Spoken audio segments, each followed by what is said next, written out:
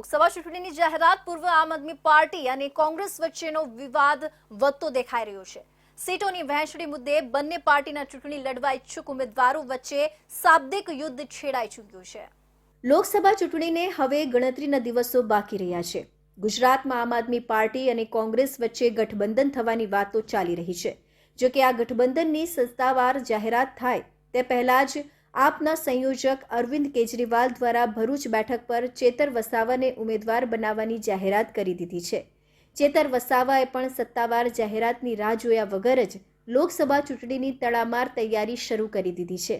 ભરૂચ બેઠક પર જ એક સમયના કોંગ્રેસના દિગ્ગજ નેતા મરહૂમ અહેમદ પટેલના પુત્ર ફૈઝલ પટેલ અને પુત્રી મુમતાઝ પટેલને કોંગ્રેસમાંથી પ્રબળ દાવેદાર ગણવામાં આવી રહ્યા છે।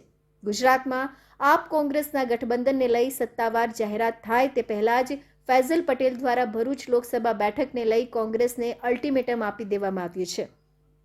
જો ભરૂચ બેઠક આપને ફાળવવામાં આવે તો આપના ઉમેદવારનું સમર્થન નહીં કરવાનો ફૈઝલે નિર્ણય કર્યો છે।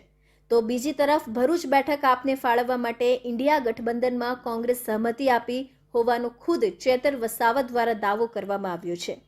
ચૂંટણી સમયે સામાન્ય રીતે બે પક્ષો વચ્ચે થતા ગઠબંધન બાદ પાર્ટીઓ વચ્ચે સીટોની વહેંચણી થતી હોય છે, પરંતુ ગુજરાતમાં તો આમ આદમી પાર્ટી અને કોંગ્રેસ વચ્ચે ગઠબંધન થાય તે પહેલા જ ભરૂચ બેઠક પર ખેંચતાણ શરૂ થઈ ચૂકી છે।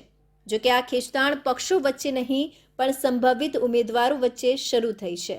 देखिए, गठबंधन इंडिया अलायंस के लिए, डेमोक्रेसी के लिए बहुत ज़रूरी है।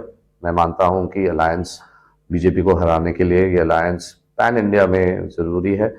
और जो भी बात आज जो चर्चा बहुत हो रही है मीडिया में और दिल्ली में जो भी मीटिंग्स हो रही हैं, मैं बस कहना चाहता हूं कि अगर ये अलायंस भरूच डिस्ट्रिक्ट में हो तो कांग्रेस की विनेबिलिटी ज़्यादा है और कांग्रेस ही एक स्ट्रॉन्ग पार्टी है जो अलायंस में जीत सकती है।